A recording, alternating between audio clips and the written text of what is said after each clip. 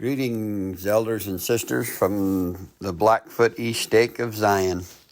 My name is Mark Loveland. Some of you I've known, many I do not.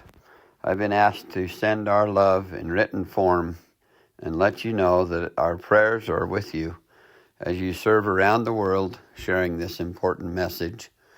I hope you don't mind. I'd like to share an experience that I had many years ago while serving the Lord, much like you are now. It sort of fits this time of year. I'd like to title it, It Was a Good Friday.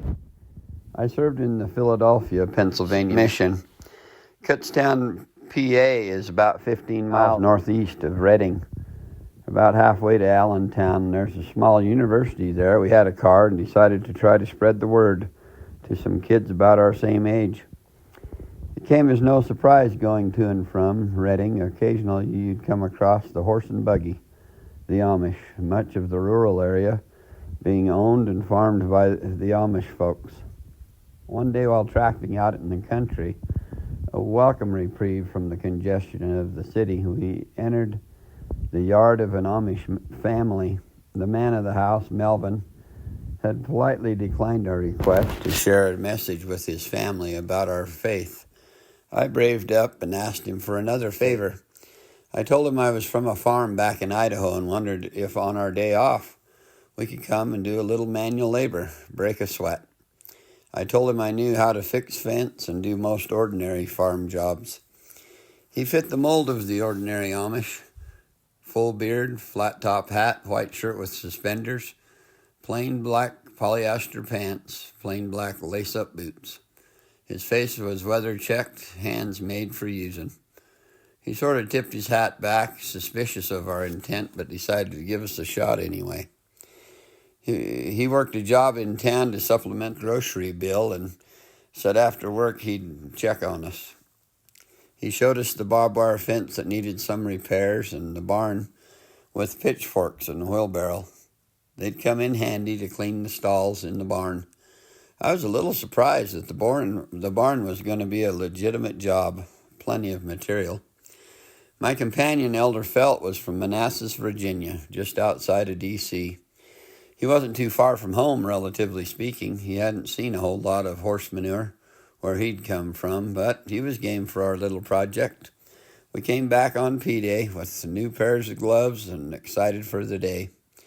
We got an early start. It was going to be fairly hot and humid, so we decided to tackle the barn job first.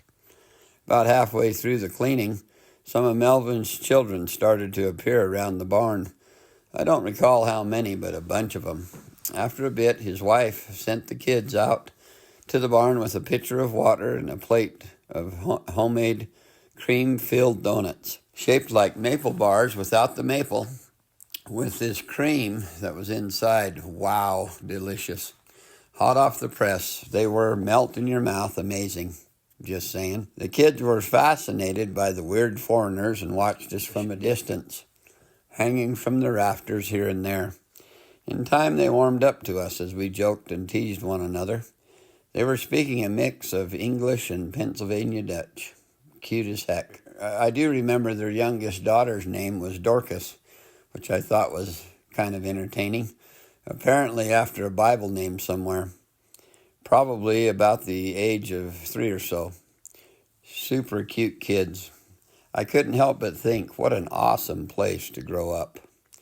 Melvin got home about the time we were finishing up and he inspected our work, still a little puzzled by our request, but impressed with our follow-through. He then surprised us. He said, "As you know, Good Friday is this week. My folks and siblings and their children will be coming to my home for dinner. Would you two like to come?"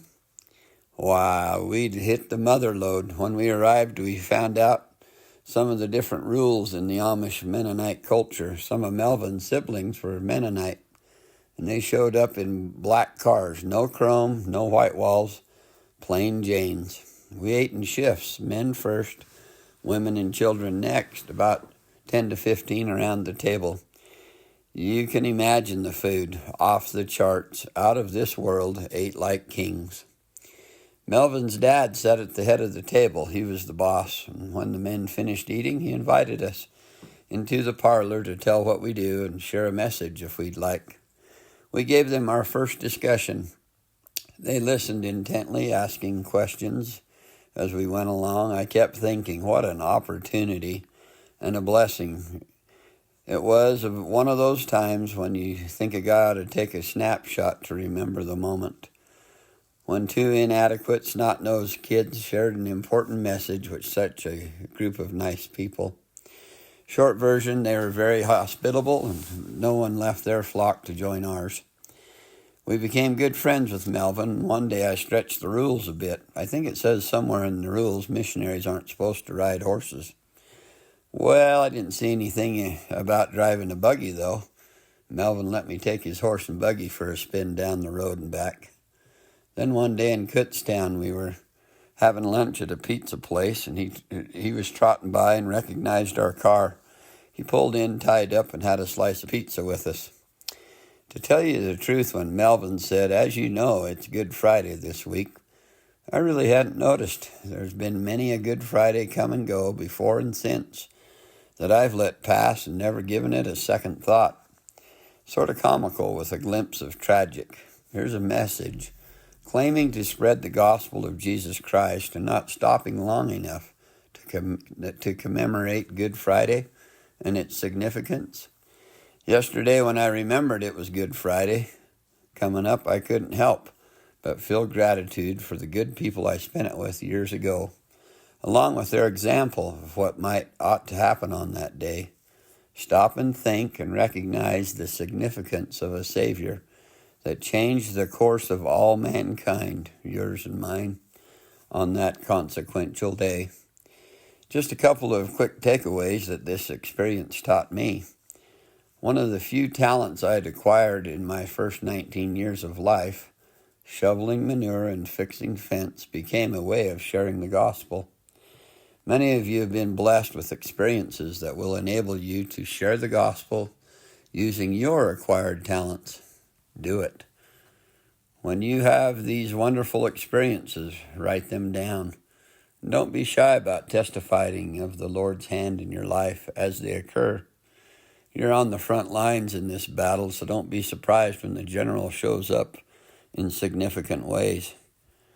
Well, sorry for being so lengthy. I absolutely grew to love everything about serving the Lord in a full-time fashion. Most days, we were just digging ditches, ordinary efforts that really didn't add up to anything too glorious. But every once in a while, the stars lined up, and it was awesome. I hope it happens for you too, and much more. Do know of our love for you and your well-being. Best regards, Blackfoot East Steak.